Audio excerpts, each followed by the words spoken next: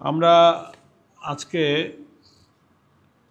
জুলাই জাতীয় সনদের ভিত্তিতে ফেব্রুয়ারিতে নির্বাচন সহ যে 5 দফা দাবিতে আন্দোলনের কর্মসূচিতে আমরা ময়দানে আছি, তারই পরবর্তী কর্মসূচি ঘোষণার লক্ষ্যে বাংলাদেশ জামাত ইসলামের আয়োজিত আজকের এই সংবাদ সম্মেলনে মিলিত হয়েছি।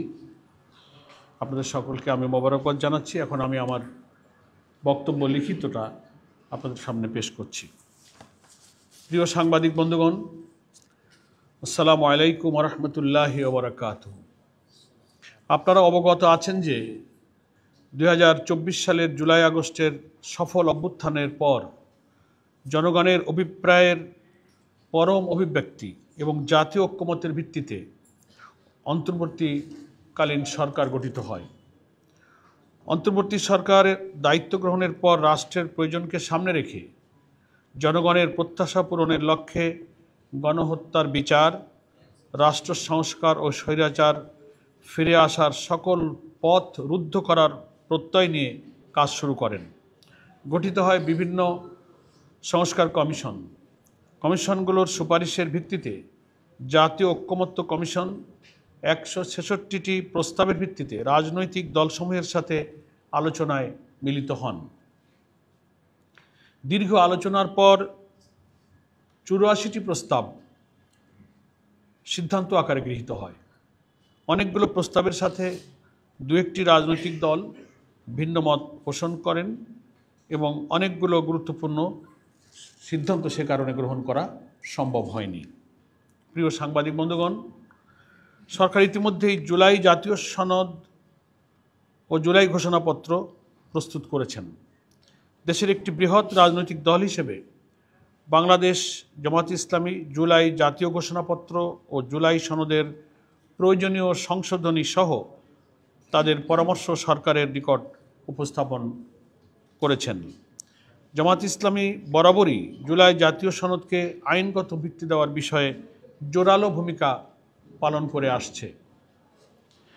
জাতির ক্রান্তি লগ্নে ডক্ট্রিন অফ নেসেসিটি হিসাবে অতীতের বিভিন্ন নজির ও উদাহরণ তুলে ধরে জুলাই জাতীয় সনদের আইনগত ভিত্তির বিষয়ে জামাত ইসলামীর অবস্থান বারবার ব্যক্ত করেছে। এই লক্ষ্যে জুলাই জাতীয় সনদের আইনগত ভিত্তি দেওয়ার জন্য আইন ও সংবিধান বিশেষজ্ঞদের মতামতের ভিত্তিতে জামাত ইসলামী ইতিমধ্যেই সরকারের কাছে সুনির্দিষ্ট 2টি প্রস্তাব পেশ করেছে। প্রথমত, জুলাই জাতীয় সনদের জন্য সংবিধান আদেশ জারি করা। দ্বিতীয়ত, এই সনদের অধিকতর আইনি ভিত্তি দেওয়ার জন্য নির্বাচনের পূর্বেই গণভোট প্রদান করে জুলাই সনদ বাস্তবায়ন করা। সেটা না হলে জুলাই জাতীয় সনদের আইনগত ভিত্তি প্রদান ব্যতীত ছাত্র জনতার রক্তের বিনিময়ে অর্জিত অভ্যুত্থান ও তার অর্জন ব্যর্থতায় পর্যবসিত হতে পারে বলে আমরা মনে করি। প্রিয় সাংবাদিক বন্ধুগণ, ইতিমধ্যেই জাতীয় সংসদের নির্বাচনের রোডম্যাপ নির্ধারণ করা হয়েছে। আমরা ঘোষিত রোডম্যাপ অনুযায়ী অবাধ, সুষ্ঠু, নিরপেক্ষ ও ভয়ভীতিমুক্ত গ্রহণযোগ্য নির্বাচনের লক্ষ্যে প্রয়োজনীয় পদক্ষেপ গ্রহণের আহ্বান জানিয়ে আসছি। আমাদের অতীত অভিজ্ঞতা অনুযায়ী কালো টাকার ব্যবহার বন্ধ, ভোটকেন্দ্র দখল, পেশিশক্তি প্রদর্শন ও ভোটের বিভিন্ন অনিয়ম ও অপতৎপরতা বন্ধ, কোয়ালিটি সম্পন্ন পার্লামেন্ট এবং দক্ষ আইন প্রণেতা তৈরি সহ প্রতিটি ভোট মূল্যায়নের লক্ষ্যে পিআর পদ্ধতিতে নির্বাচনের জন্য জোর দাবি জানিয়ে আসছি। বাংলাদেশের অধিকাংশ রাজনৈতিক দল, বুদ্ধিজীবী, সাংবাদিক, কলামিস্ট, লেখক, গবেষক, শিক্ষাবিদ ও নানা শ্রেণী পেশার মানুষ পিআর পদ্ধতিতে নির্বাচনের দাবির সাথে একমত পোষণ করেছেন।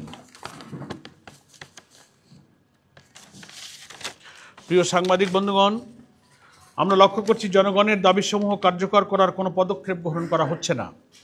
এমত অবস্থায় জুলাই সনদের ভিত্তিতে আগামী ফেব্রুয়ারিতে অবাধ, সুষ্ঠু ও গ্রহণযোগ্য নির্বাচন এবং জনগণের ভোটাধিকার প্রতিষ্ঠার মাধ্যমে বাংলাদেশকে একটি ন্যায়ভিত্তিক ও জবাবদিহিতামূলক গণতান্ত্রিক রাষ্ট্ররূপে গড়ে তোলার লক্ষ্যে বাংলাদেশ জামাত ইসলামীর পক্ষ থেকে গত 15ই সেপ্টেম্বর আন্দোলনের 5 দফা গণদাবি জাতির সামনে তুলে ধরা হয়েছিল। সে দাবিগুলোর মধ্যে যে 5টি দফা ছিল সবই আপনারা জানেন, তবু আমি একটু পুনরায় স্মরণ করছি। পয়লা দফাতে ছিল জুলাই সনদের আইনি ভিত্তি প্রদান করা। দ্বিতীয় ছিল প্রপোর্শনাল রিপ্রেজেন্টেশন বা পিআর পদ্ধতিতে লোয়ার এবং আপার হাউজেই আমরা নির্বাচনের দাবি করেছি। তৃতীয়, লেভেল প্লেইং ফিল্ড, উভয় ক্ষেত্রে সমতা রক্ষা করা।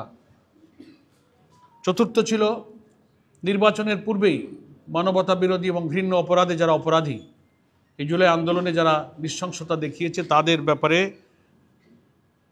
বিচারকে দৃশ্যমান করা। 5, জাতীয় পার্টি এবং 14 দল সহ যারা ফ্যাসিবাদের দোসর ছিল তাদের রাজনৈতিক কার্যক্রমকে নিষিদ্ধ করা। এই 5টা দফা দাবি আমরা 15ই সেপ্টেম্বর জাতির সামনে সাংবাদিক সম্মেলনে আমরা তুলে ধরেছিলাম। একই সাথে গণ আন্দোলন গড়ে তোলার জন্য 3 দিনের কর্মসূচি ঘোষণা করা হয়েছিল। বাংলাদেশ জামাত ইসলামী সহ বিভিন্ন রাজনৈতিক দল ঘোষিত কর্মসূচিতে সারা দেশে বিপুল সংখ্যক জনগণ অংশগ্রহণ করেছে। এই জন্য আমরা দেশবাসীকে আন্তরিক ধন্যবাদ এবং কৃতজ্ঞতা জানাচ্ছি এবং ঢাকা সহ সারা দেশে সাংবাদিক বন্ধুরাও আমাদের এই 5 দফা ভিত্তিক আন্দোলনে প্রত্যেকটি স্তরে যে সহযোগিতা এবং সংবাদ পরিবেশন করে আমাদের এই আন্দোলনে সাহায্য করেছেন তাদেরকে আমরা আন্তরিকভাবে ধন্যবাদ জানাচ্ছি।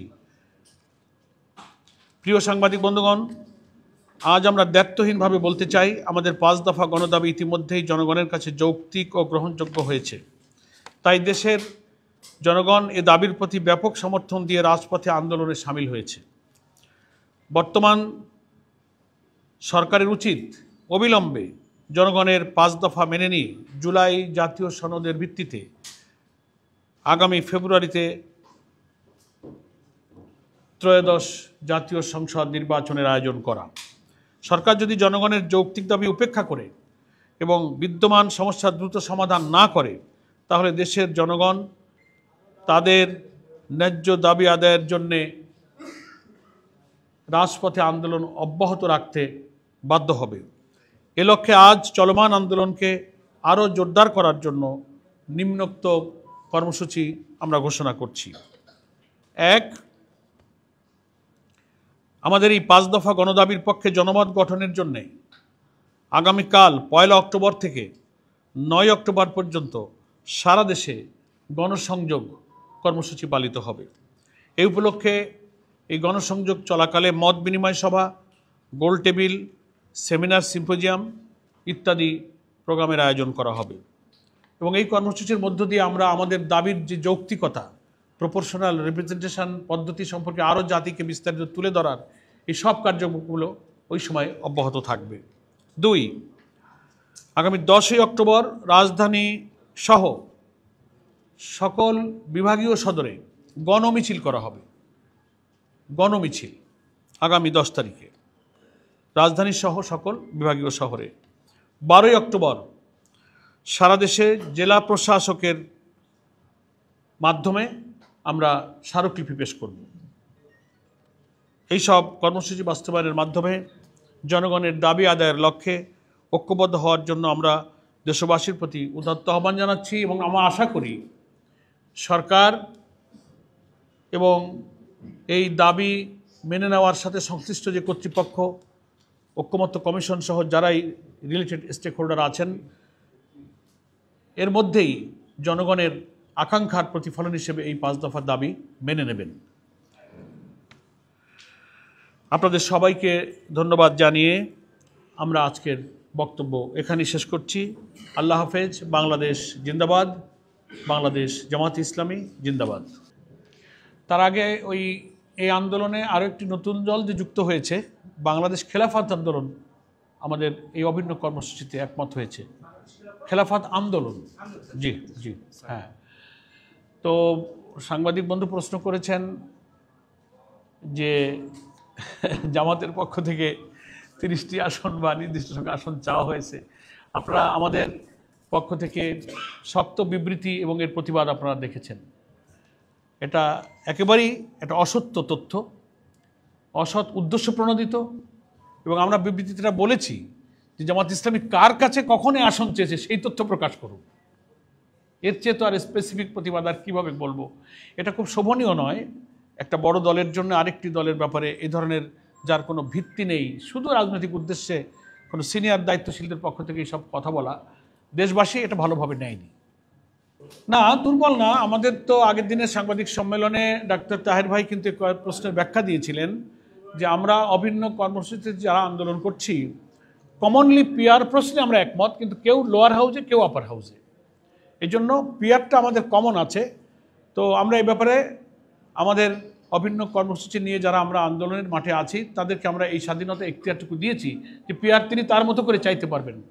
কেউ আপার লোয়ার দুই হাউসে চাইতেছেন, কেউ হয়তো আপারে চাইতেছেন। এখানে আমরা দলগুলোর এখতিয়ারের উপরে স্বাধীনতা দিয়েছি, কিন্তু কমনলি প্রপোর্শনাল রিপ্রেজেন্টেশন পদ্ধতিটা যে উপযোগী এটার ব্যাপারে আমরা সকলেই একমত হয়েছি।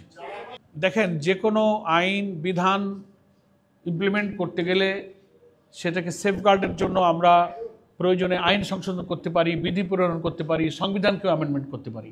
আপনারা দেখলেন তো আমরা আর্টিকেল 70-কে এই নতুন রিফর্ম প্রপোজালে কিন্তু নতুনভাবে আমরা করছি। এটা তো কঠিন ছিল। তো যদি আমরা একটা ইউনিফর্ম থিঙ্কিংয়ে একমত হয়ে যেতে পারি কমনলি পিআরের ব্যাপারে, তো যেখানে যেখানে প্রবলেম আছে, ওই যে বলা হয় স্বতন্ত্র যারা প্রার্থী হতেছে তাদের জন্য প্রবলেম, পার্লামেন্টটা ঝুলন্ত হয়েছে তাদের জন্য প্রবলেম, তো এগুলো আলোচনা সাপেক্ষে আইন বিধি সংবিধানের অ্যামেন্ডমেন্ট এনেও কিন্তু একটা সেফগার্ড রাখা যেতে পারে। সেটা তো প্রোভাইডেড আমাদের আগে আলোচনায় একমত হতে হবে। যে কোনো আইন আমরা যদি একমত হয়ে যাই কার্যকরী করবার বিধানও আমরা তৈরি করতে পারবো ইনশাআল্লাহ।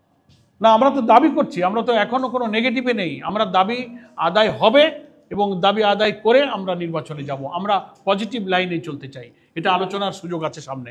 এদিকে প্রথম কথা হচ্ছে আমাদের প্রার্থী বাছাই প্রসঙ্গে আমরা একাধিকবার গণমাধ্যমে কিন্তু আমাদের বক্তব্য রেখেছি। আমাদের সম্মানিত আমির জামাত ডক্টর শফিকুর রহমানও তার গণমাধ্যমে বিভিন্ন সময় বক্তব্যে এটার ব্যাখ্যা পরিষ্কার করেছেন যে আমরা যে প্রার্থীগুলো বাছাই করেছি এটা আমাদের প্রাথমিক সিলেকশন। নির্বাচনী ময়দানে আমাদের প্রার্থীদেরকে আসনে কাজ করবার জন্য, ময়দান তৈরি করবার জন্য আমরা একটা প্রাথমিক সিলেকশন করেছি এবং বলে দেওয়া হয়েছে যে এটাই চূড়ান্ত নয়। আপনারা মাঠে যান, কাজ করেন। নির্বাচনে পোলারাইজেশন, মেরুকরণ, নির্বাচনের দিনক্ষণ যত এগিয়ে আসতে থাকে তত পোলারাইজেশন কিন্তু নতুনভাবে হতে থাকে। জোট হয়, আন্ডারস্ট্যান্ডিং হয়, সমঝোতা হয়, নানান রূপে কিন্তু একেবারে তফসিল ঘোষণা পর্যন্ত এই পোলারাইজেশনের বিভিন্ন রূপ কিন্তু একটা পরিণত অবস্থা ধারণ করবে। তো আমরা যে সমস্ত নির্বাচনে যে সমস্ত দলের সাথে সমঝোতায় যেতে রাজি হয়ে যাব তখন খুব ন্যাচারালি তাদের জন্য আমাদের অনেক আসন ছাড়তে হবে। তো যে আসনগুলো আমরা ছাড়বো এই 300 আসন থেকেই তো সেগুলো আমাদের ছেড়ে দিতে হবে। ফলে আমরা প্রার্থীদেরকে বলেছি আপনারা মাঠে কাজ করুন, মাঠ আমরা তৈরি করব। তারপরে সমস্ত অবস্থা যখন পরিণত রূপ লাভ করবে, পোলারাইজেশন, নির্বাচনের দৃষ্টিভঙ্গি, পলিসি, সমঝোতা, আলাপ আলোচনা, অ্যালায়েন্স, সব কিছু কার্যক্রম সম্পন্ন হওয়ার পরে আমরা নিজেরাও ময়দানে সার্ভ করছি। ঘোষিত আসনগুলোর মধ্যে ময়দানের অবস্থা, প্রার্থীর অবস্থা বিবেচনায় কোনো কোনো আসনও পরিবর্তন হতে পারে। এটা আমাদের সম্মানিত পার্লামেন্টারি বোর্ডের যিনি সভাপতি আমির জামাত এটা বলে দিয়েছেন। ফলে আমরা মাঠে কাজ করছি। শেষ মুহূর্তে এসে চূড়ান্তভাবে কেন্দ্রীয়ভাবে একটা অফিসিয়াল ডিক্লারেশন হবে, সেটি হবে আমাদের চূড়ান্ত তালিকা। এখন যেটা হয়েছে এটা একটা প্রাথমিক সিলেকশন। আরেকটা কথা বলেছেন, সেকেন্ড কোশ্চেন, লোগোর ব্যাপারে ভুল তথ্য কেউ কেউ তথ্য না জানার কারণেই মিডিয়াতে বেশি প্রচার করছেন যে এটা আমরা লোগো পরিবর্তন করেছি। না, আমিও গণমাধ্যমকে বলেছি, আমাদের অনেক নেতৃবৃন্দ, আমাদের ডক্টর হামিদুর রহমান আজাদও বক্তব্য দিয়েছেন, অনেক নেতৃবৃন্দ বক্তব্য দিয়েছেন যে আমাদের যে লোগোটা আপনারা সেদিন একটা বিদেশি ডেলিগেশনের সামনে আলোচনায় আমাদের সম্মানিত আমির জামাতের যে কার্যালয় বসুন্ধরার সেখানে তার কক্ষে যেটা সন্নিবেশিত করা হয়েছিল এটাকেই আমাদের লোগো বলেই অনেকে বিবেচনা করেছেন। এই বিবেচনা করাটাকে আমি দর্শনীয় মনে করছি না, কিন্তু আমরা ব্যাখ্যা দিয়েছি যে আমাদের এই লোগোটাই চূড়ান্ত লোগো নয়, আমাদের লোগোটা পরিবর্তন করার সিদ্ধান্ত হয়েছে। এটা ঠিক, আমরা একটা নতুন লোগো আমরা তৈরি করছি। 3-4টা লোগো ডিজাইন নিয়ে আমাদের মধ্যে অলরেডি একটা আলোচনা হয়েছে এবং কিছু কিছু লোগোকে আমরা এডিট করে একটা চূড়ান্ত জায়গায় সর্বসম্মত সিদ্ধান্তে আমাদের ডিসিশন মেকিং ফোরাম আছে, অ্যাপেক্স বডি আছে, সেখানেই এই লোগোটা চূড়ান্ত হবে। যেটা আপনারা দেখেছেন ওই যেগুলোকে আমরা একটু প্রস্তুত করছিলাম এক্সপেরিমেন্টালভাবে, পরীক্ষামূলকভাবে, ওই লোগোটা ওই দিন মেহমানরা এসেছিলেন, জাস্ট ডেকোরেশনের সময় ওটাকে একটু সেট করে দেওয়া হয়েছে। That is not final logo. আমরা পরিবর্তন সংগঠনের অনেক দৃষ্টিভঙ্গি তো থাকতেই পারে, আমরা সেটা যখন চূড়ান্ত লোগো অফিসিয়ালি ঘোষণা করব তখন তার ব্যাখ্যা আমরা দেব। আমাদের লোগো এখনও চূড়ান্ত হওয়ার প্রক্রিয়া আছে, বেশ কিছু সংশোধন এবং এডিটিংয়ের প্রক্রিয়া চলছে। আমরা এই যে লোগো আপনারা দেখেছেন এটা আমাদের চূড়ান্ত লোগো নয়, এটা প্রস্তুতির মধ্যেই একটা পরীক্ষামূলকভাবেই আমাদের ওখানে একটু প্রতিস্থাপন করা হয়েছিল। এটা আমাদের চূড়ান্ত লোগো নয়। আমরা লোগো যখন চূড়ান্ত করব তার ব্যাখ্যাও আমরা ইনশাআল্লাহ গণমাধ্যমকে দেব। আমরা তো কোনো দলের দিকে তাকিয়ে পিয়ারের দাবি করিনি। আমরা 90-91টি দেশে পৃথিবীতে পিয়ার পদ্ধতি চালু আছে। কালো টাকা, পেশি শক্তি, প্রত্যেকটি ভোটারের মূল্যায়ন, একটা কোয়ালিটি পার্লামেন্ট এবং সকলের অংশীদারিত্বের ভিত্তিতে একটা চমৎকার সংসদ তৈরি হবে। এর যুক্তি ব্যাখ্যা আমরা বিভিন্ন সময় দিয়েছি। কার লাভ আর কার ক্ষতি এটা আমাদের এই প্রস্তাবের সামনে বিবেচ্য বিষয় নয়। জনগণের প্রতিনিধিত্ব, ভোটারদের প্রত্যেকটি ভোটের মূল্যায়ন, নির্বাচন ফেয়ার হওয়া এবং পার্লামেন্টে একটা কোয়ালিটি এবং রিচ পার্লামেন্ট হওয়ার এই প্রয়োজনটা আধুনিক গণতান্ত্রিক বিশ্বে এইগুলো তারা প্রয়োগ করে দেখেছে। আমরা সেটাই এখানে দাবি করেছি। নেক্সট জি। আর আওয়ামী লীগের সেটা আপনারা জানেন গণমাধ্যম কর্মী হিসেবে যে নির্বাচনে অংশগ্রহণের সুযোগ তো তাদের নেই। তাদের ব্যাপারে সরকারের যে রাষ্ট্রীয় ঘোষণা, তাদের রাজনৈতিক কার্যক্রমকে নিষিদ্ধ করার পরে ইলেকশন কমিশন আবার ব্যাখ্যা দিয়েছে যে তারা এই ঘোষণার কারণে নির্বাচনে অংশ নিতে পারবে না। তারপরে নির্বাচন কমিশনের জাতীয় সংসদ নির্বাচনের যে বরাদ্দকৃত প্রতীকের যে তালিকা ছিল, অফিসিয়ালি ইলেকশন কমিশন কিন্তু জানিয়েছেন যে সেই প্রতীকের তালিকা থেকে নৌকা প্রতীককেও বাদ দেওয়া হয়েছে। ফলে অন্তত এবং রেজিস্ট্রেশনটাও স্থগিত হয়ে আছে। ফলে এই ইলেকশনে তো আওয়ামী লীগের নির্বাচনে আসবার কোনো সুযোগই নেই। ফলে এই প্রশ্নটাও খানিকটা অপ্রাসঙ্গিক। আমরা চলতে থাকি আমাদের দৃষ্টিভঙ্গি। আমরা তো আন্দোলনটাকে নিয়মতান্ত্রিক কনস্ট্রাকটিভ ওয়েতে আমরা নিয়ে যাচ্ছি এবং আন্দোলনের মধ্য দিয়ে আশা করি সরকার প্রধান যিনি, তিনি হেড অফ দি গভর্নমেন্ট, আবার তিনি head of the national consensus commission, দুইটা দায়িত্বই তার উপরে যায়। আমরা তার দৃষ্টি আকর্ষণ করছি। তিনি কোনো ব্যাপারে যদি কনভিন্স না হন, তিনি আন্দোলনকারী দল হিসেবে আমাদেরকে ডাকতে পারেন।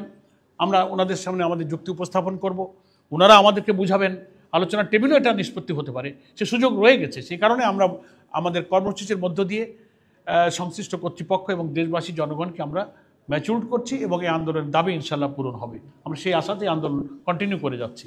ওনার মন্তব্য সেই ব্যাপারে আমরা এখনই এই মুহূর্তে উনি এখনও দেশে ফেরেননি।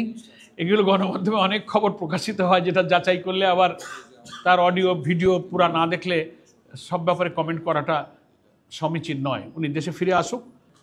মুভমেন্টটা তো পার্ট অফ পলিটিক্স, এটা তো থাকবেই, সব সময় হয়েছে। একটা দাবির জন্য তো আন্দোলন হতেই পারে, সেই আন্দোলনটা কনস্ট্রাকটিভ, সে আন্দোলনটা আলোচনায় নিষ্পত্তি হতে পারে। এই জন্য নির্বাচন অনিশ্চয়তার মধ্যে পড়ার কোনো কারণ নেই। আমরা দাবির মধ্যে খেয়াল রাখবেন, বলেছি যে 15ই ফেব্রুয়ারিতেই নির্বাচন নিশ্চিত করতে হবে, দাবি মেনে নিয়ে। আমরা 15ই ফেব্রুয়ারিতে আমরা ইলেকশন চাই 2026। এটা হচ্ছে বলেই তো আমরা কর্মসূচি দিচ্ছি। যদি সরকার কালকেই বলে দেয় যে না আমরা কনস্টিটিউশন ওয়ার্ডার এবং রেফারেন্ডাম আইনি ভিত্তি দিয়ে দিলাম, তো আমাদের তো দাবি পূরণ হয়ে গেল। তো নিশ্চয়ই ঐকমত্য কমিশনে এই আলোচনাটা এখনও চলছে, মেয়াদ 1 মাস এক্সটেন্ড করা হয়েছে, নিষ্পত্তি হয়নি। সেই কারণেই আমরা কর্মসূচির মধ্যে এটাকে অন্তর্ভুক্ত রেখেছি। তবে আশা করি আমরা উই আর হোপফুল যে সময় আছে, সবাই যদি আন্তরিক হয়, রাজনৈতিক দল, ঐকমত্য কমিশন এবং সরকারের মধ্যে সহযোগিতা থাকলে এ দাবি পূর্ণ করার সময় আছে এবং এটা সম্ভব। আমরা শেষ করতে পারি, আজান হয়ে গেছে। না না না না না, এই তথ্যটা ভুল। লোগোর কারণে আমাদের নিবন্ধন আটকানো হয়নি। নিবন্ধন আটকানো হয়নি, সেটার কারণ লোগো নয়, সেটা অন্য কারণ ছিল, আপনারা জেনে দেখবেন। আর লোগোর ব্যাপারে যখন অফিসিয়ালি লোগো আমরা চূড়ান্ত করব তখন আপনাদের সামনে ব্যাখ্যা করব। ধন্যবাদ। আসসালামু আলাইকুম ওয়া রাহমাতুল্লাহ।